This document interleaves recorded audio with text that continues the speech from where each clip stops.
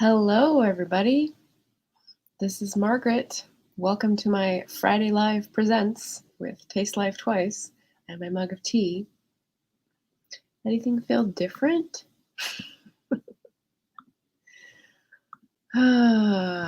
Well, what are we talking about today? I had a tag booked to do, and then I looked at the questions and I was like, nah, I don't want to do it.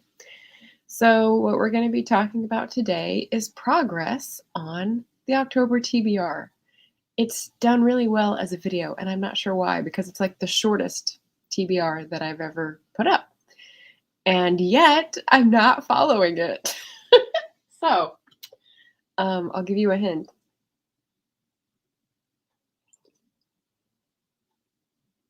Can you see? No, I guess you can't. Oh, and here's the trick. Behind the scenes, there we go. Extra lighting. Hey, Anita. Nice to see you. Happy Friday. It is Friday. Okay, how did we go off-piste? That's what I'm going to call it. Because in high school, I studied French and we used a detective novel that had been purposely written for French learners, and it was called Suivez la piste. And so I've never forgotten that means like follow the trail, follow the path, I guess. And so off-piste means we have swerved off the trail, off the rails for October, if you will. So just to remind you what I thought I would be reading in October, we have Red Mars as a buddy read. We have Cranford as a buddy read. We have Life of an Anarchist collection of essays, Dostoevsky's Poor Folk and Other Stories collection, The Hazeley Family by A. Johnson for Victober, and Three Men in a Boat by Jerome for Victober. Which one of these have I started reading? You got it, the tiniest one. I'm almost done with it. I think Berna might be finished. She just posted her October wrap up, and we might be on there, and maybe she's already finished it, but I haven't checked that out yet. So I am behind, but it's only halfway through the month. It is October 15th, so there's still hope. What have I been reading instead? Well, I'm almost finished with Cranford, as I said. It's a small novel, and it's really fun reading. I'm really enjoying it. Oh, JC is here. Hi, JC. Thanks for joining and saying hi. After a year of a hold from the library, I finally got this, Crooked Hallelujah from Kelli Jo Ford, which is a Native American author slash content to read. And so I'm late getting this back because I had it mostly when I was gone on the trip, and I didn't want to take a library book with me on a trip. So I'm just doing what everyone else did, which is keeping it until I finish it, because there's no fees at the library anymore. I mean, they're encouraging this behavior, right? But anyway, I'm almost halfway through that one. That's a library priority. This just turned into new book I got that seemed amazing priority. It's called All We Can Save: Truth, Courage, and Solutions for the Climate Crisis by editors Ayanna Elizabeth Johnson and Catherine K. Wilkinson. And I got this on my trip and started it, and it's fantastic. It's a lot of different types of writing. So there's poetry, there's essays, there's sort of fictionalized things, there's more like mission statements. There's a lot of interesting perspectives in here. And as you know, climate catastrophe is played out in a lot of arenas. So the one I just finished was about how climate change also covers under its umbrella the toxic effects, what they call frontline communities, where air pollution and local harmful effects are experienced mostly by marginalized communities. Surprise! And how they're fighting back and stuff. So that was a really good one, and I'm just going to keep going with this. Yes, JC, at least a few library systems that I know of have announced that they're not making late fees on books anymore. I'm not sure what the impetus is, except the pandemic and just the way things are. Yes, you do need to make a trip to the library. But yeah, so that's one I've been reading. I stopped the ones I was reading at the end of September, and I'm still planning on finishing these Victober books and my buddy reads. Just I need to get started on those. The only other one that was on the list was Square Hunting by Francesca Wade, which is going to be our discussion book for Sunday. And I'm almost halfway through that. It's a special kind of book. It's a ta-da Libro.fm audiobook, so I can't show that one. But it's interesting. We've gone through the introduction and Hilda Doolittle, and I guess halfway through Dorothy Sayers, and they're sort of writing life and work, and so pretty interesting. I'm gonna have to think about discussion questions for this one though. Yeah, feel free to tell me how your guys' October TBR is going and make me feel like I'm in good company, that it's completely out of whack. The other thing I want to talk about, since everyone's getting their November nonfiction things ready, as most of you will probably know, a book Olive has put out the challenge prompts for Nonfiction November, which are collection, industry, style, and treatment. And so you just, have books that respond to those themes in some way. And so I was thinking about it. I saw some of my friends on their channels already put up TBRs or POPs, piles of possibilities. And so I went through the ones that I might want to read in November and try to see if they could fit, they could like mesh together. So I'm going to give a little idea of that, like a preview. I also have buddy reads to do in November, but this is not my November TBR, so we're not going to worry about that. Oofa. So, as many of you also may know, I'm doing research for the book that I'm working on, and as my friend Sarah DeVello likes to say, what happens when you go down a blind alley and discover that it's a dead end when you're writing a book? And how do you back up?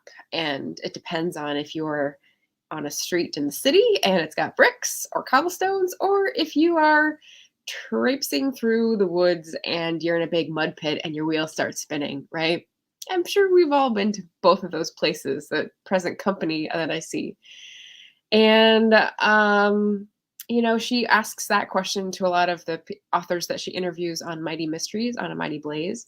And I had never thought it applied to me, but with this book, I'm having a little trouble. So I'm reversing, and I'm in a Range Rover with this metaphor. I'm in a Range Rover in the woods. So we're able to reverse out of this blind alley, which we'll say is just made of trees. And I'm reversing to look up books on printing to get a better hold of this character that's my protagonist, because she's a woman printer. Oh, look who else is here. Hey, JD.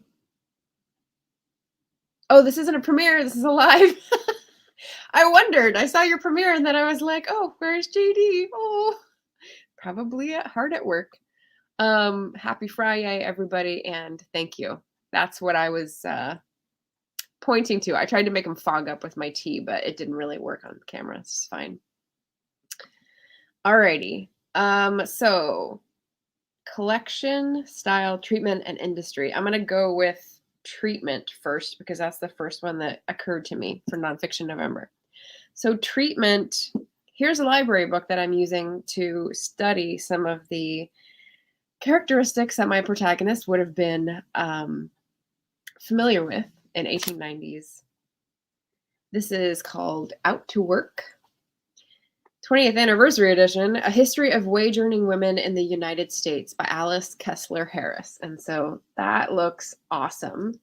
This is the treatment of women who are earning wages and, bucking the trend and changing the status of industry. I mean, there's multiple prompts that could work here. But yeah, so I'm looking forward to that. And again, library book, so priority-ish. We'll see. Oh, Berna's here. Oh, several people are here. Hi, Katya. Nice to see you. And JD was hard at work. Thank you for confirming that. Jen is here. Hello, hello. Remembered reads. How far you can go with this metaphor? Oh, my blind alley in the woods. Well, it's already sort of, yeah, crumbling. That's fine. Jim is here. Hello, hello. Definitely rocking the glasses. Thank you. I haven't used them in a very long time, and I decided I'd check to see if I didn't need to do this when I look at the screen. So we'll see how that works, if it's going to help at all. Yes. And Berna's here. Hello. I talked about Cranford, so I don't know. I haven't watched your October wrap up, so I don't know if you've finished it and commented on it yet, but I still want to talk to you about it because it's so good. So we'll see about that later. Katya just read the past messages. I think Friday is better than Friday. Excellent. And Beth Ann is here. Yes, we're talking about Nonfiction November plans. Yeah, exactly. So because I'm so behind, I'm putting this out there to like sit and see how far I get in October. So treatment, we first got Out to Work, wage earning women in the United States. And as you can see, it goes back to my decades in the 19th century, which is great. The other one for treatment that I thought would work is one I picked up on my trip, which is called What Would Jane Say? City Building Women and a Tale of Two Chicagos by Janice Metzger. So this is kind of big. This is a big one, but it's interesting. It's anyone heard of Burnham? He's the guy who designed the buildings for the 1893 World's Fair, and later, 1893 to 1909, he became very famous, and he ended up basically doing the city building plan for Chicago called City Beautiful, and it was a big movement. And Jane Addams, who runs Hull House in this time period, also had a vision for Chicago and what it could look like. And if you saw my vlog, I'll put that up after. I pointed out a model of Hull House and the whole city block that they took up and how beautiful it was and how thoughtful it was and well-intentioned public housing and all this sort of community building effort. It's pretty damn cool. But this guy, Daniel Burnham, had a different vision, and guess who's won? So I thought this would be really interesting to talk about, like urban planning, vis-a-vis Chicago, where my story is set. So that is a treatment of city planning, I guess, is how I'm folding that in. Very excited about that. Okay, Berna says, I have not finished Cranford, but I will be able to finish it this weekend. I'm liking the books much more this time. Oh, good. Good. Yeah, I think I'll finish it by tomorrow. I need to prioritize square hunting because the Sunday book club, but there's not much left of this one, so I'm pretty sure I'll finish it at the same time. Yay! Beth Ann, definitely curious about the city planning book. I know, right? And this is something that I only found at the Hull House Museum, so this is why you travel and you go to gift shops. Love! Anyway, that's my excuse. Okay, so that was treatment, and we'll double dip a few of these. So industry was the next one that I looked at. And here is one that I started in September and I want to finish, so I'm shamelessly putting it back up for November, which is Labor and Capital in the Gilded Age. And this deals with industry because it's industrial relations. It's how do the classes relate to each other? How do the owners and the workers conceive of themselves? How do they perceive they're being treated by each other? See, yeah, industry and treatment. There's a lot of crossover there. But yeah, this is the congressional testimony. I'm actually past halfway, so we'll be finishing this in November. And it's so good. And there's so many good names of people that I can look up for brief biographical sketches and sort of like sprinkle those into characters in my book. So super, super helpful. Exactly. Nice light reading. It's good. Let's see if I can like pull anything out here. I didn't look up a quote for this, obviously, but now you're taunting me, and so I want to show you how fun it is. Well, maybe not fun, but relevant. Emmons Clark.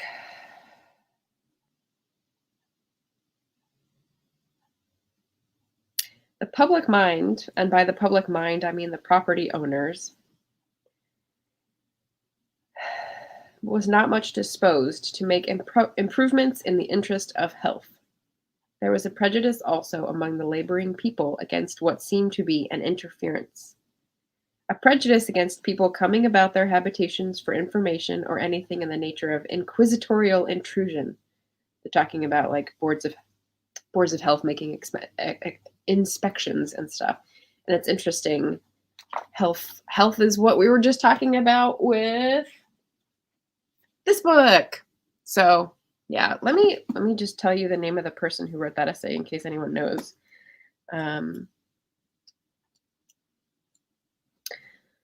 Rihanna Gunn Wright, and the essay is called A Green New Deal for All of Us. And it's a really great essay because she's talking about why a 20-something Black woman who grew up in Englewood on the south side of Chicago would be concerned about climate change. And it has to do with like local harmful effects in frontline communities. So there you go. Ta-da! They go together so well. It's like I planned this. Okay, so that's the first treatment. The other industry. Oh yeah, this is a cool one. I need to catch up here, guys. Okay, but then museum gift shops also good for jewelry, and stationery bad for the wallet. True. Yeah, that's true. I love getting the cards, especially art museums, art galleries, art museums. They'll have stationery with some of the famous art pieces that they have, and that's always nice. I like that. Sandy's here, or he was here. Hi, Sandy. Katya is asking, is the city planning book the postal addresses book you were taunting me with earlier? No. That's different. It's not the color of law, but it's like the postal address system. I'll put it up later. I got it this summer and it looked really interesting. But it's not this one. This is city planning is a bit different. Berna's agreeing. You're so right, Beth Ann. I also buy lots of bookmarks. Good vibes. See, we love museum gift shops. Maybe that's another vlog. Gems, October TBR, 10 books, finished 1, The 100,000 Kingdoms. Should finish my NetGalley book soon. The Boy Between World, The Novice Collector. Then I want to read the Star Trek book. Oh, okay. And I thought you had one, was it Anna Karenina reread or something that you're doing for Victober? So I thought you had one that you had already conquered. Yes. Yep. Bookmarks. Yeah, actually. Funny enough, I have a very fancy bookmark that is still in its wrapper because I'm a dork. This is Charlotte Bronte that I got in Haworth in 1995. It says, life, believe, is not a dream, so dark as sages say. Oft a little morning rain foretells a pleasant day. Sometimes there are clouds of gloom, but these are transient all. If the shower will make the roses bloom, oh, why lament its fall? So that was in one of her lighter moods. But that's what I'm using for Cranford because I figured it went along with the Victorian vibe. Okay, back to industry. The second industry book, sorry, you got off-piste all over the place, is about letterpress printing. So this is the industry that I'm investigating for my character to be immersed in and know how to use the tools. And so I keep getting caught up with what would she do, what would she wear, how would she move, what would be the hours and all that kind of stuff. And so this is more like the tools of the trade for like modern people, but it will help with like what equipment did they use, what would she be familiar with, and that sort of thing. So that's another industry for Nonfiction November. And then we're going to double up here because that's what we do here. Letterpress printing is also going to go into style because I know you guys are probably well aware of it. Letterpress is totally styling. You could do really cool things.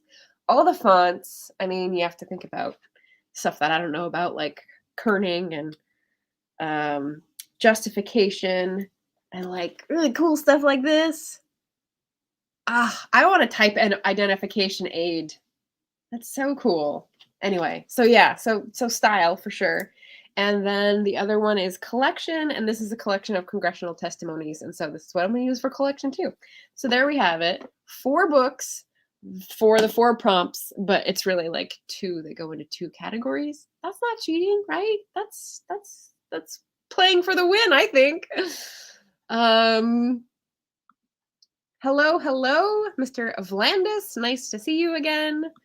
Berna saying, very much invested with the Moonstone. Might even finish it tonight. Ooh, okay. So you've got an unputdownable book. That's good to see. I think that the last time I heard you talking about it, you really liked The Woman in White, and so that was preventing you from liking the other sensation novel, Lady Audley's Secret, or was that somebody else? I think that was you. Sometimes I watch too many videos in a day. Little Dorrit started, but it's a chunker, so I may finish by December. Got it, Little Dorrit. Okay. The Dickens. What the Dickens? Lovely quote. Yes, I mean, you can't go wrong with Charlotte Bronte. Leah is on. Hello, Leah. My October TBR is miserable. Well, I've only gotten through 2 biographies, one of Dolly Madison and one of Aaron Burr. Ooh, interesting. Dolly Madison and Aaron Burr. They're contemporaries, or like they overlap at least a little bit, right? That'd be fun. Berna loved the quote. Thank you. Yeah, Charlotte Bronte, hero. Leah says the metal type in litter pressings is wicked expensive. Really? I not if you pick it up at thrift stores. I mean, if you get not a full set, but just like random stuff. And what's interesting is I have a whole bunch of the random stuff because my grandpa was a printer in the like 30s and 40s, 50s in a couple different places. And my mom doesn't remember much about it because it's when she was young. But yeah, I'm hoping to get a little bit more of that detail from the family. Those books look very interesting. Yep, it's my nonfiction November pile of possibilities at this point. Like the printing one. I know, I wish I could do it. It's one of those like skills that would take serious commitment, and I have too many constellations of stars of things that need serious commitment, and I can only choose 1 or 2 at a time, with the writing and the channel being like the main foci at this point. So Jen says, really playing for the win is when you have one book that hits every prompt. I suppose, yes. Yeah. But I mean, these are also research books, so it's really like a triple dip for 2 of them. So there you go. Yes. Yeah, Burr and Madison, contemporaries. Very cool. So 2 biographies is slow for you. Good to know. Good to know. All right. So that is my nonfiction November stuff. I still got like September books to clear up. So there's going to be an end of the year book tag coming soon. And you know what? I thought it was a little annoying when people came out with those in September. It was like the first few. And I was like, guys, it's 4 months away. Calm down. And then I thought, well, actually, in October, the end of the pagan year is actually pretty close. That's Samhain is the new year. So that's Halloween. So that's why I'll be doing my end of the year book tag pretty soon. Oh, and we get to hear what Leah's working on now, an alternative history of the War of 1812. Well, that would be helpful then. That's cool. There's a William Dietrich is I think the name of the author who writes alternate histories of a little bit earlier than that. Maybe I think in the Napoleonic War, so a lot earlier. But yeah, I have one of his and I want to read it, but you know, one of those triple dip should get double points. Right? Right. It's planning ahead. We like planning ahead. The only other thing I was going to say is 2 things. Upcoming events and my decision coming up on Monday. So Maria of MH Books, if some of you know her, we're planning on doing a buddy read, and we're both very indecisive about it. We found out we have 2 books in common, and we're both pretty excited about both of them. So if any of you guys have opinions, these are the 2 that we both have, and we're like, we'll decide what we're going to start on Monday and then figure out when. So I'll be done with Cranford by then at least, and started on Red Mars with Chrissy of Return Cart. So Hamnet or The Tainted? The Tainted I heard about from Afa, of Words of Clover, and Hamnet you've heard of everywhere, obviously. But they're about the same, interesting themes. I'm not sure what we're gonna decide on Monday. We're gonna go with our gut. Not earlier. William Dietrich is the same time period? Oh, okay. I haven't read it yet, so I thought it was Napoleonic.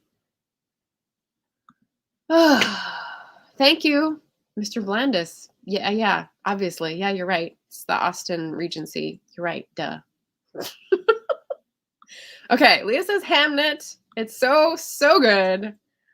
They both look interesting. I know. So we'll see. We'll see what Maria thinks. Yes. I love getting called out like that when my brain doesn't automatically click into like real history dates. Okay, so that's my nonfiction November thoughts and canoodling. That is my decision I have to make. And here are the upcoming events. Sunday, we have our Patreon book club for Square Haunting, which is about the interwar period and 5 different women writers in Mecklenburgh Square, London, which should be really fun.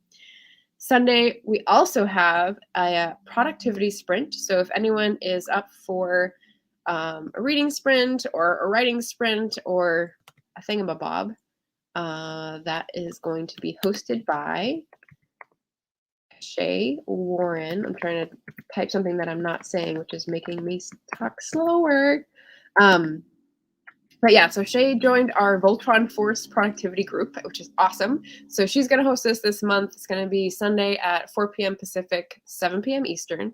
And I don't know what I'm going to do for that yet. Yeah,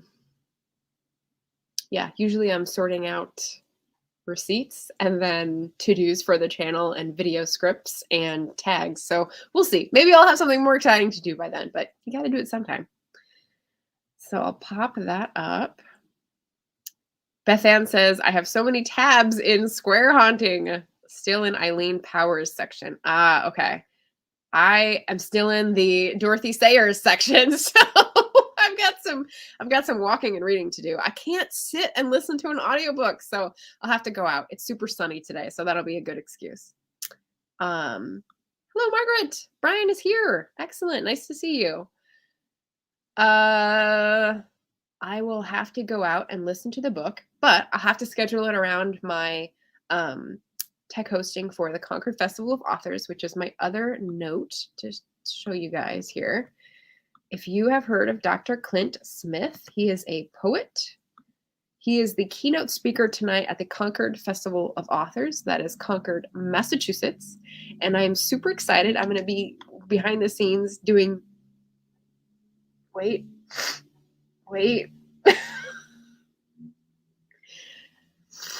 Okay. Doing some of the behind the scenes work for the festival there. And so if you're interested in Counting Descent, his poetry collection from 2017, which I read and really enjoyed, or his new book, How the Word is Passed, which is Reckoning with Slavery, from, I think, the historical bits that he's gleaned from Monticello and the research that he's done about Monticello. So Leah, that might interest you. It's free Zoom webinar. You just need to register, and that is the link that I've popped up on the screen there. So that's what's happening tonight. Sunday, you've got the book club and the productivity sprint, and then, more stuff to come, but I'll wait. I'll wait to tell you about that. I think that's all I have today. A couple of you reeled that one in. What did I reel in? Okay, lag. I'm gonna blame the lag. It does sound amazing. I'm very excited. Very, very excited to hear more about the Concord stuff. And some of you weighed in on your October TBRs. Anyone else want to say, yeah, I'm way behind too. You're in good company. Oh, the sneeze. Yeah, is it a signature yet? Is it a signature Margaret thing to do to sneeze during a video? Because, god damn, I love my cat, but yeah. He's over there in the sun. He's fine. Well, yeah, I think I'm gonna sign off, do some reading, do some listening, do some planning. You guys got any fun plans for your Friday or your weekend? Let me know. I'd love to hear. I know what Berna's doing. She's stuck in a book. Beth Ann says, I'm way behind. JD says, I'm 42 out of 44 for the year. Is that sneezes? What is that? No, is that books, I imagine. There's an author from Georgia who always sneezes in panels. Maybe she's allergic to other authors. That's funny. Interesting. Is it multiple? Is it like you have to mute or? Leah says, I've never been so far behind in my Goodreads challenge this late in the year. Oh my goodness. Yeah, so if you guys are doing the end of the year book tag, I will look out to find them because it seems like people are getting a little I've seen people ahead of themselves, but maybe there's some behind too. I mean, yeah, that's fine. I think you've been at work on something kind of important, maybe a book that's going to come out in January. So not mad at being behind on a Goodreads goal. Jim is listening to The Stand on audiobook. Sneezing is not a good sign. About The Stand, or are you making a COVID joke here? Because it's not COVID. Anniversary weekend. Oh, congratulations! And seeing Mr. Compton on Sunday. Compton.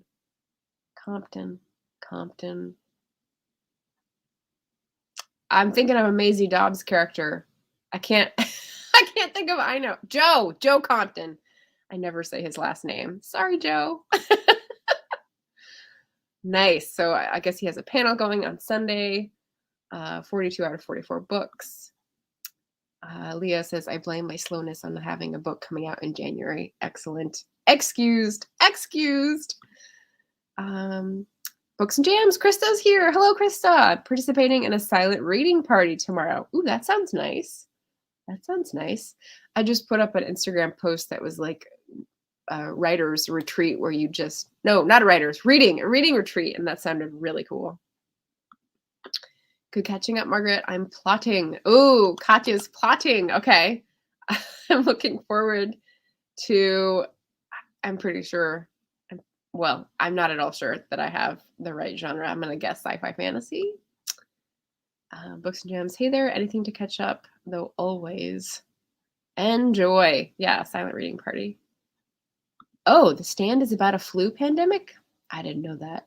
I stay this far away from Stephen King, as Sandy will tell you. So, Joe Compton, Brian. Oh, his plans for the weekend are Brian's plans for the weekend are still to avoid editing. That's good. That sounds eerily familiar, spookily familiar, Brian. Silent reading party sounds really tempting. You know, back in the day, I think Portland is the one that pioneered this idea in person. You would get together in person in a cafe or bookshop cafe or something, bring books, and sit and silently read together. I mean, how awesome is that? It's very similar to my idea for Yola Book Afloat, which is going to a fair, buying up books from your local authors, going home, having them with hot chocolate, reading away the night before Christmas. I mean, how much better can you get? So Jim's weighing in. We've got two readers of Leah's book here. Out front the following sea. You got it wrong again. It was a brilliant read, but it's late. It's late at night for Jim, so this is fine. You're excused. Yes. Well, that sounds like some really cool plans, everybody. So thanks for coming, checking in. Tell me what you're up to, and I will see you this weekend, either at the Concord Festival of Authors keynote speech, or Sunday at the Productivity Sprint or the book club. So I'll see you around, and that's it for today. Oh, okay. Krista says, my silent reading party is also in person at a botanical garden. That's so cool. About 60 people going. Holy cow. Literally silent. Gone once before pre-COVID, and it's amazing. That's awesome. Oh my goodness. Wow, it's raining here. I hope you have good weather tomorrow. Hope you have good weather. All right, everybody. I'll see you soon. Bye. Oh, like, subscribe, and comment if you feel like it. I always forget that part. Okay.